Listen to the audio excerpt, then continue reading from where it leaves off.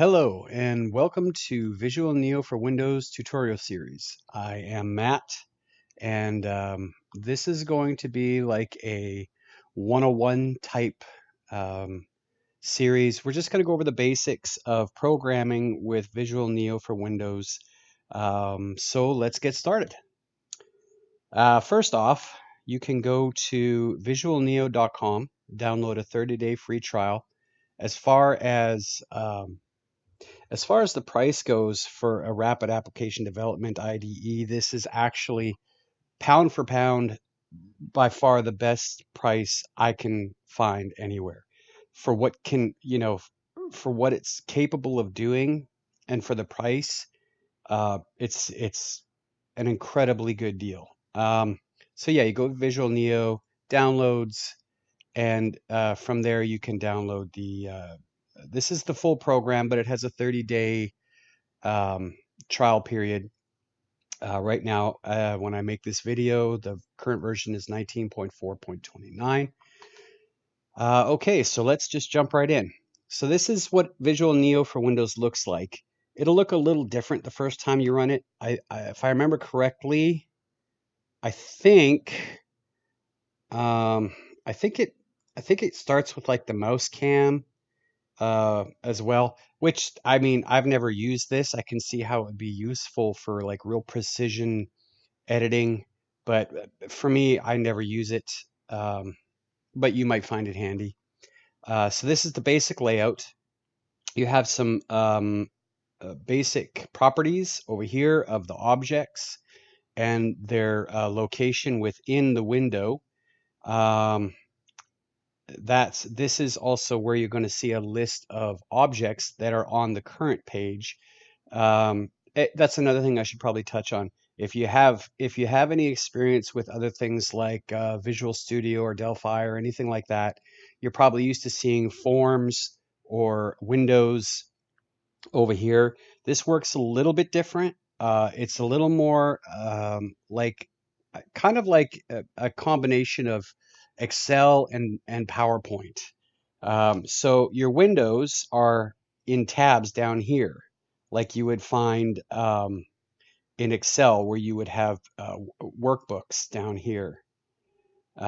So that's something you'll have to get used to if you're used to a different system. It's really not that complicated. It's just actually it's a far simpler way to do it. In my opinion, it's kind of a better way, just for simplicity's sake. So that's one thing to get used to knowing. You have, of course, your menu items, all pretty self-explanatory. The one you'll use the most is app. You can get into your app properties. These are all separate on this menu flyout here, but if you click one, you'll see that they're all present right here. So everything that was in that list is right here. You get into some, some pretty, I mean, it doesn't go super deep. It's lightweight, but you can get into some. You give your app a title. You can put your authorship in there. Help file. This is likely going to be deprecated, I'm guessing, or if it should have been by now, I think, because this is traditional like Windows XP to Windows 7 help file type files, the old school kind. Um, you can use anything, honestly. So if you wanted to have a help file that was in HTML format, you could still do that, which could be great actually.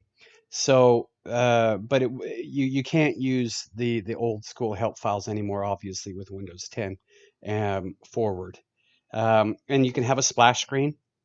So it's got all the basics. You have your own icon, which sits in the top corner of your application in the top window or the top bar of the window, and you can change the cursor. I've never come across a situation where I've needed to use that. And some basic, like the hyperlink color. This is global. This is across your entire application. Size and color, all pretty self-explanatory. You can have different application types.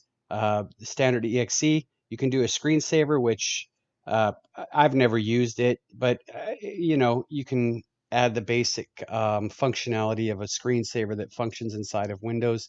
System tray application. I have built a couple of these before, and the majority of of the actions take place down here in the taskbar, or sorry, in the trays, such as this. Same idea. Your window properties. You can remove the maximize button, the minimize button, the close button if you want to get rid of it. The window size, so you can do full screen for a kiosk type situation, which you can also disable Control, Delete, Alt Tab, all that kind of stuff.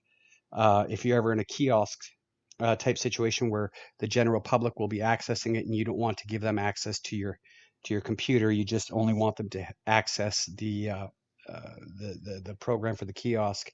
And custom shape windows kind of cool. If you want to take the time to build something like a PNG with a transparent background that has a very unique shape, you can use that, and that'll actually be the shape of your application, it's kind of neat. I've never used it. Excuse me. Um, I've just always stuck with standard windows. You can make it not sizable, not movable, auto size work area. We'll get into more of that when we cover containers. Yeah, so all pretty self-explanatory. This is where you create your menu for your application. You can see that it works. It functions like any menu you would expect would, and we'll get into more detail on that in another video. Actions, okay. Excuse me. Sorry, guys, I'm getting over a cold. So yes, at startup, shutdown, these are the events that happen, and you can have actions take place when those events happen during startup, shutdown, activate and deactivate. And these little tips you'll find invaluable. They're fantastic. So this is basically like gain focus, lose focus. On page change, like I said, this is more like pages rather than it is like forms or windows. Idle is when it stops being used for a certain amount of time, which can be handy, especially with kiosks and that kind of thing. Subroutines. This is unbelievable. This is great, and we'll get into that. I'm going to get into that in another video, and whenever it's resized. So and this is where you can disable Control, Delete, Alt, Tab keys, disable print screen. This is just real basic stuff. You can get deeper programmatically with disabling things and with plugins and that kind of stuff. Security, you can make it require a password to start the application. I think this was when it first was made. This was sort of a system to protect, your program and help. People need to pay to access your application. I don't know. To me, that should probably be deprecated as well. Language settings. This is global. Some, across the board. When like when you have. Let's see if I can find one to give it an example. Just tool tips, messages, global messages. So you can change these right here if you want to. You can open up language packs and or create your own. It's handy. It's good if you want to really personalize the experience of your application. You can do that. Same with this. Your alert box images. Alert box is just going to have a little standard exclamation point graphic in it, and you can change those graphics in your alert box, message box, and edit box. This screensaver settings. Again, we might go over that a little bit, and then the tray menu. If it's a tray exe, you can create your tray menu so that when you right click something, it pops up. I shouldn't have done that one. That always takes forever. But these are your tray menu items. So that's that. Also, you have the actions for each individual menu item. You can create your actions, which we'll get into a little deeper. But yeah, your subroutines, we'll get into that later. And I think I'll take another video to go over the finer details of this. But at first glance, everything seems almost simplistic, but don't let that fool you. VisualNeo for Windows can actually go pretty deep. Um,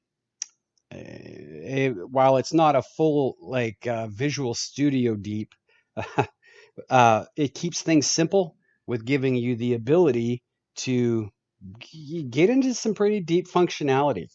So don't let this fool you. You're not going to hit a ceiling anytime too soon, especially when you start dealing with um, add-ons or plugins, as they're called, and function libraries. The function library is where you can have Visual Basic Code VB script to do certain functions, which I mean it almost I mean literally it nearly makes it limitless, but I mean it's not limitless, but it's close. So these are your objects. You'll be designing your application using these. You have typical buttons. Um,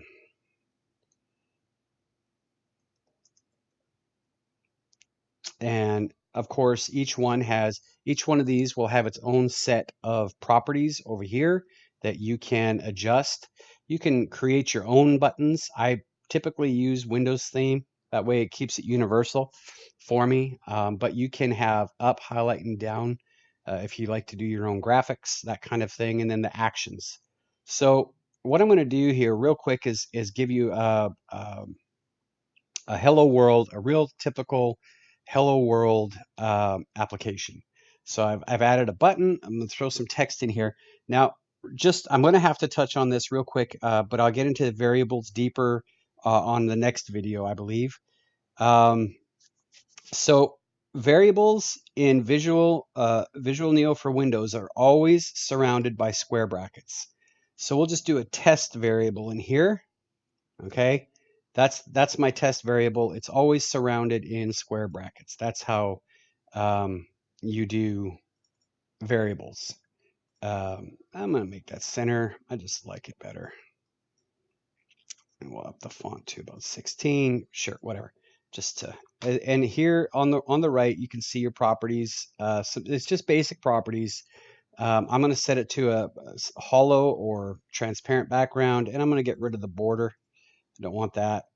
And we'll just keep that about that size. Okay, so what I'm going to do is when you click the button, I'm going to have an action take place on the left click event. So I can click insert action. This may seem a little daunting at first, but you will get used to this really quickly.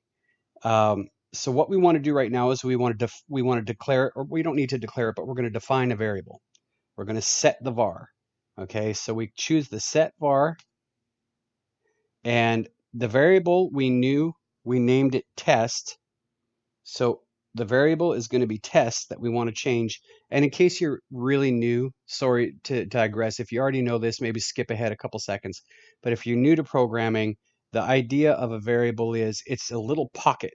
So this little pocket's name is test, and we're going to put something into that pocket. And I'm going to get into variable arrays later on in another video, but for now, that's the simplest explanation I can give for it. It's a little pocket that you can stuff some information in. And in this case, we're going to stuff the information hello world. Okay, just a string text. That's it. Now, when we run this, that variable is going to be updated when I click that button, and we'll check and make sure that's working properly. Click me, hello world. Sure enough.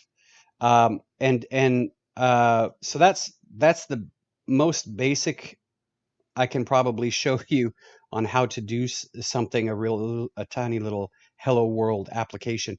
One thing I do want to show you though before I go any further is this is sort of unique. I mean, I haven't used every programming IDE out there, so I could be wrong, but the way that variables are treated in VisualNeo for Windows is wonderful, in meaning that it's updated automatically. Now here I've got a text entry object, and I'm going to set the variable to test. Okay. Now normally what you would have to do in this sort of situation is you would want to let me just put this back in. You would want to have, like, this is where a user can input text. Then you would need to have a button or some sort of event take place to send the variable from here to here. But the nice thing about this is this variable will always be updated in real time. So that means because I've set the variable for this object to test right here, you'll see that when I run it, the button is still going to function like we wanted it to, but you see that updated the text here. Now in real time, you're going to see this variable right here, this text property does update automatically as I type. So the variable is happening automatically. You don't have to programmatically find a way to, like, you don't have to find a way to update the variable, the text properties text, because it's connected to the variable that's connected to this text box. Maybe that might be a little bit confusing. I'm going to get into that deeper in another video. I just kind of wanted to touch on the basic, get you used to what you're looking at. And again, if you need to get this, you can get a 30-day free trial from VisualNeo.com. And this is a fantastic rapid application development IDE that I love. It goes deep enough to handle at least 90% of your needs, for sure. I've found that, and it's fast. It's easy to use. It's fast to get things done, and you can create solutions for whatever your needs are really, really quickly, and have it be very thorough and professional, without getting into the heavy IDEs like Visual Studio or Delphi or the like, or all the big dogs. This is by far the best. I really am looking forward to continuing this series with you guys. Hope I can show you some tips and tricks along the way. And for anybody just getting started, I hope you take this journey with me. We'll see you next time.